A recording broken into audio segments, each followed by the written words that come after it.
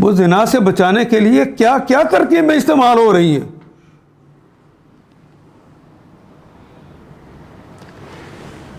अल्लाह ने कहा कि जहाँ पर एक मर्द, एक औरत, एक लड़का और लड़की होती है, तीसरा वहाँ पे शैतान होता है।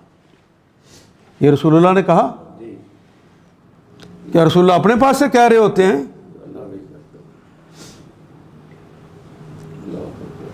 तीसरा वहाँ शैतान होता है। तो कभी भी तन्हाई में अलग नहीं मिलना। मखलूत सोसाइटी का कोई तस्वर है? हमारी बेटियां भी बन समर के शादी ब्याह के मौके पे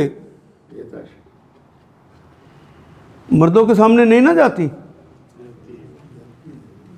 फिर भी मोमिनात हैं।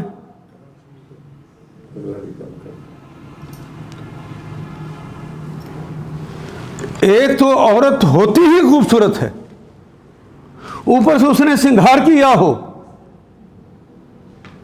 और फिर मखलूत लोगों के साथ वो मिलती हो।